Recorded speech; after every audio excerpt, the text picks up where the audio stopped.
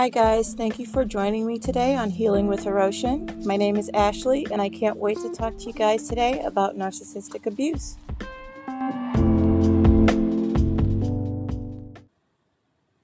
So let's jump right into it. Um, I definitely want to talk about narcissism so we can get a very clear understanding of what it is. Um, right now, I believe in society, the word narcissist or narcissism is just kind of being thrown around and placed upon people who show narcissistic tendencies or narcissistic traits, but who aren't um, struggling with narcissistic personality disorder. I also want to talk about it because it is I would say, the primary um, thing that's just kind of hanging over my head, and I want to get it out. I want to heal, and I just want to move forward. So, just to give you a little bit about myself, I was and am still currently married to a person who has been officially diagnosed with narcissistic personality disorder. I later found this out.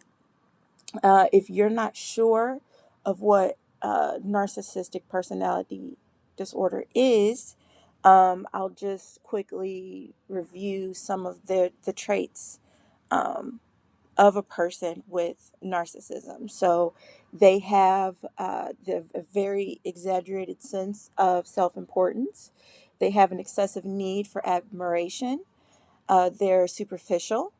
The relationships that they have are superficial and exploitative. They lack empathy. They are unable to self identify. They have difficulty with attachment and dependency. And they constantly have feelings of emptiness and boredom. Which, if you know a person who is constantly involved in drama, that's one of the signs, that's one of the traits, because they get bored. And they're very vulnerable to real life transition. So um when you're dealing with somebody like that, it could be very exhausting. um it could be very draining, and it leads to psychological and emotional abuse, and in some cases, physical abuse. So, because people who struggle with narcissistic or narcissistic personality disorder, since they're unable to self reflect, they can't see that they are doing these things. They are unable to recognize that they're doing these things. So, in my case, um, because I am currently, married to someone who struggles with this, it took me a very long time for me to understand that he literally cannot help that this is who he is, and there's absolutely nothing that I can say or do to change it. Because when you're speaking to someone about something that they're doing that's bothering you, someone that doesn't struggle with this mental disorder, they're able to self-reflect and say, okay, am I, ask we're able to ask ourselves these questions like, okay, am I doing this? Are there instances that proven that I'm this way?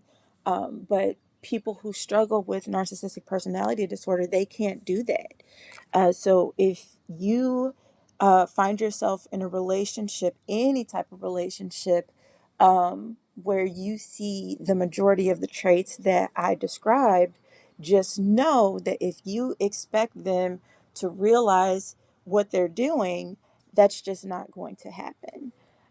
And, you're just going to waste a lot of time and a lot of breath on someone who's just unable to look at themselves in the picture and see what they may be doing that's hurting you. Um, so if you find yourself in a relationship with a narcissist, well, first of all, narcissists can be anybody. Um, it could be your husband, wife, it could be your pastor, it could be your mom, your dad, they could be everywhere, or they could be all around you. But if you find yourself in a relationship with one, you may you may, uh, you're experiencing abuse. Um, and if you haven't recognized it as abuse, then you're unknowingly being abused. And that's how it works. We never get into a relationship or start working with someone or start serving someone who we know is abusive. It's, people who struggle with narcissism, they're very covert, they're very charming. Unfortunately, they experienced trauma in their past that made them feel like they had to create a mask, so people wouldn't know the real them, and it actually turned out to be a coping skill for them to get through life. There's a cycle of abuse when it comes to narcissism. Um, First, it starts out with affection, adoration. They're very loving, helpful. They may give you gifts. They say all the right things. They give you compliments. It's wonderful. It's a dream come true. You may feel like you have just hit the jackpot with this one. And then next, you start to feel tension. They may become moody, nitpicky. They may criticize you a lot, threatening. Um, they may, gaslight you, where uh, they make you feel like how you're feeling is your fault and that you don't have the right to feel how you're feeling. And then when that goes on long enough, they explode. They become emotional abusive. They may tear you down. They um, may become physically abusive or even sexually abusive. And then once that's happened, um, they'll come back and they'll apologize. They'll um, say they feel, guilty. They make all these promises to change. They justify their excuses, well, I blew up because I lost my job today, or I hit you because I was frustrated. There's all these uh, things, and then um, they kind of hook, line, and sink you back by showing you affection, adoration. And that's called the honeymoon phase, where they do everything they know to do to win you back. Everything you say, they say the right things, they do the right things. And then the tension phase comes back. After a while, you start seeing them getting moody again. They start getting triggered. They become offensive easily, and then it explodes, and then they're sorry, and then it's a cycle. It's a cycle, and it's abuse. And we get so subconsciously, we get so addicted to this. Um, that we initially begin to accept it because we we look forward to the honeymoon phase. So when the tension phase is happening, and when the explosion happens in our brains, we're looking forward to that honeymoon phase again, because at this point we love them, or we may love our job, or the pay might be nice, or whatever. And then we get stuck. And then what happens is a trauma bond forms. And a trauma bond forms when literally, we look forward. We're so attached. Think of a bungee, a bungee cord, where, you and this person, that the narcissist, they're, let's say, imagine you guys are standing. Yes, imagine you're on a bridge, with a bungee cord with a narcissistic person, because they're charming and loving, because they are mirroring, what you want from them, because of the mask that they wear. They are slowly pushing us off this bridge, and we don't even realize it until it's too late, until we're already in mid fall. Um, and once, you start to come back up, to get on your feet, to become stable, there they are, sharing how remorseful they are, sharing how sorry they are. Um, and then just kind of hook you back in with the honeymoon phase of being loving and charming and being everything that you want them to be. Um, the big question is, why do they do this? I used to always think like, okay, like this person, they must, he hates me. He hates, me. But it's, when you do your research, it's not, I had to realize that it wasn't me that he hated. It was who I represented that he hated. And I represented someone that he was incapable of being. Um, I had things that he wanted, that was hard for him to obtain. And I'm not talking about like material things at all, but just having a family and being able to be empathetic and compassionate. So now that I've given you just kind of a little bit background, um, some of you that may be listening to this may say, you know, I've never dealt with anybody like that, because I saw their BS from the beginning. And that's so great. I'm so happy for you, because you saved yourself from heartache.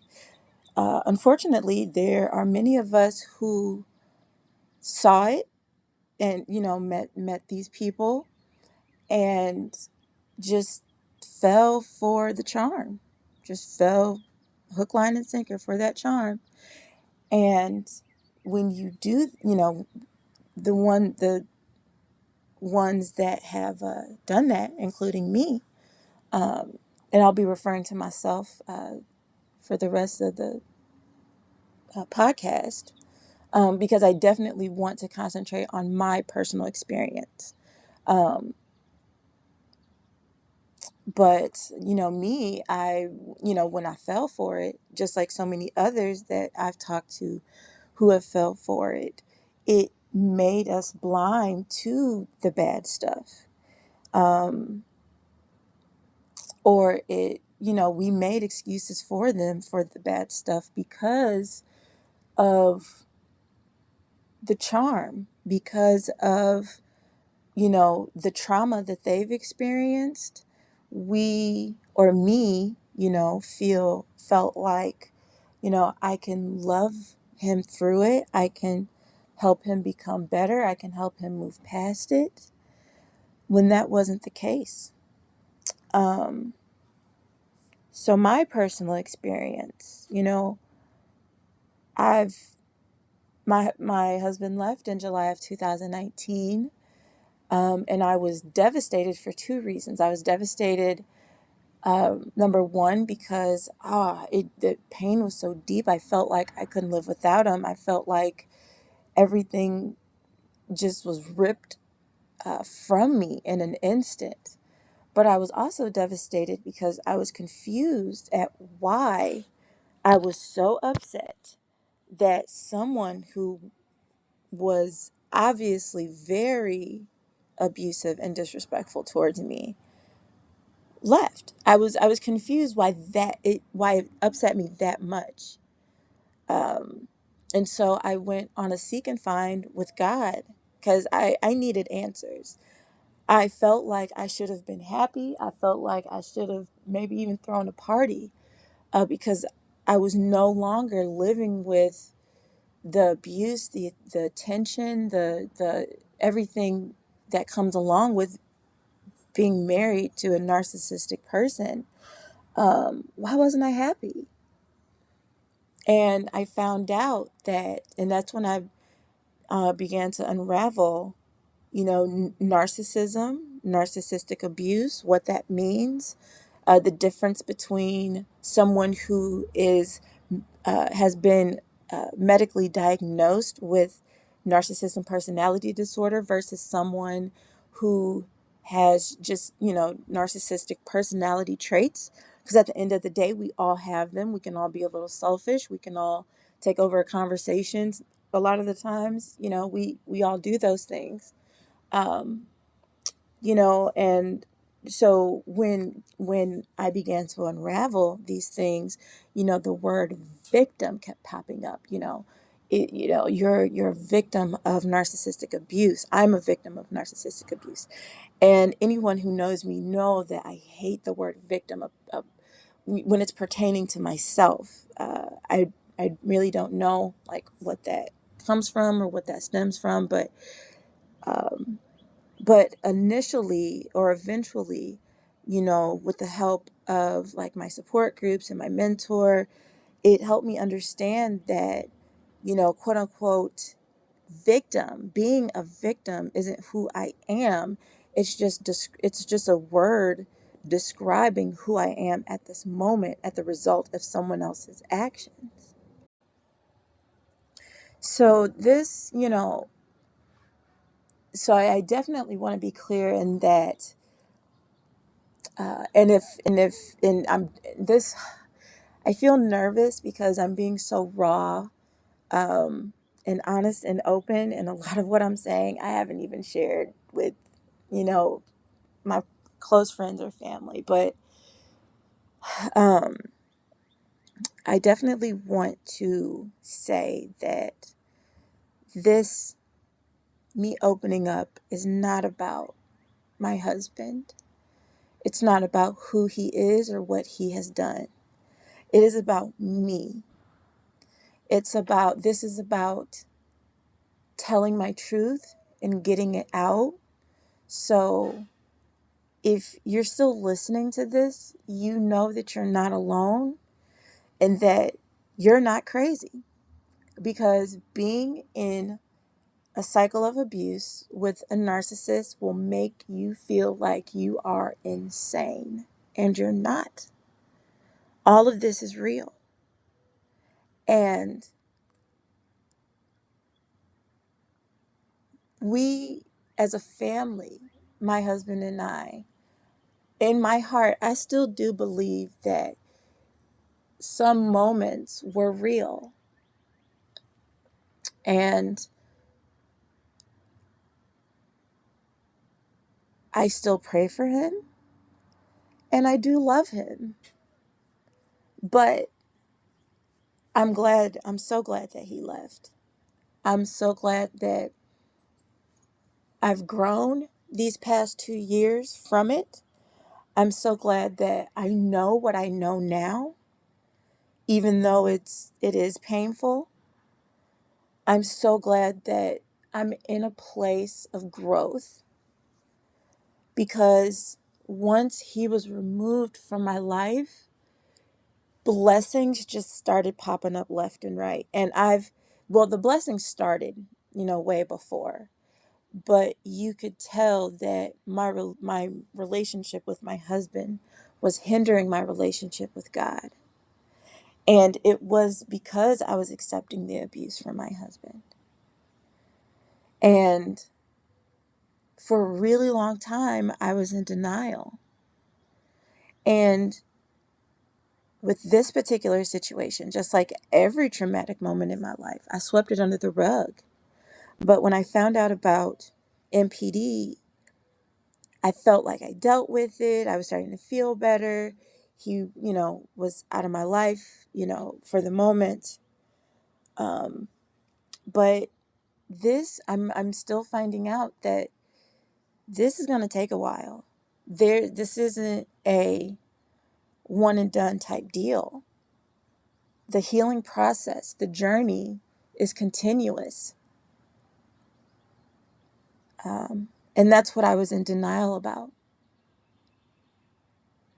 And kind of still am in denial about it some days. And that's why starting this podcast for me is important.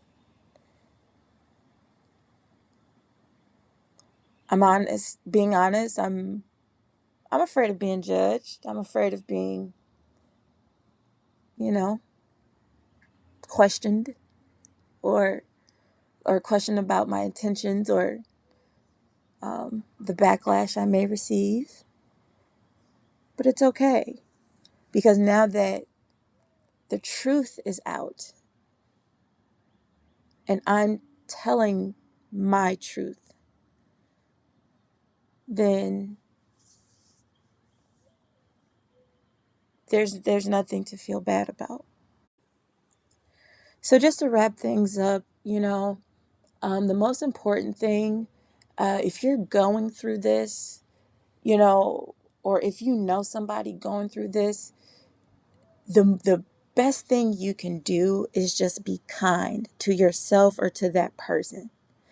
Because being in a relationship with a narcissistic person, or if you know somebody who's in a relationship with another person that has these qualities, just know that you're not in your right mind. You are walking around with beer goggles, or what I like to call narc goggles. And we need to show more empathy and compassion to help people and ourselves get out of relationships with people who struggle with this mental illness, because unfortunately it's not going to get better. They're not going to get better. They're not going to listen to us. They are the I was one of those people who was praying. I got like 10, 15 books on marriage. Like, I begged and pleaded for, like, I did everything I could do. And it was never enough. Everyone, if you know someone who says that, like, I do everything and they just still complain and it's just never enough. Yeah. And we need to just show that empathy and not judge. Like, oh, well, you're being stupid for staying with them. I promise you, it's not stupidity. It's a bond. It's a spiritual trap. Imagine, being in jail. If I'm put in jail, either I'm getting out by being bonded out, or I guess if I break out and there's no breaking out, so somebody will have to come and bond me out. It's the same thing. Collect your bond money for somebody that's in a relationship with somebody that has these qualities, because they are stuck. And they may make excuses for this person, but they're not in their right mind. So compassion and empathy is so important, but truth is important too. Fortunately, I have a group of women, I have family members. I surrounded myself with people that encourage me to stay on the right path, to, you know, continue to recognize that I need healing, because that's what's important. Because some days I do get amnesia and miss him. But then that's when I have to pick up the phone and talk to someone that I know has common sense to remind me, okay, that you don't want to go back to that. So I love you guys. Thank you so much for listening. If you find yourself in this position or a victim, you are not a victim of your circumstances. You are just being victimized by a person that doesn't know better, and there is help for you, please email me at healingwithhirotion@gmail.com if you need help or resources, or if you just want to talk or vent, and we'll get through this together. I love you. I'm praying for each and every one of you. Thank you so much for listening, and we'll talk next time.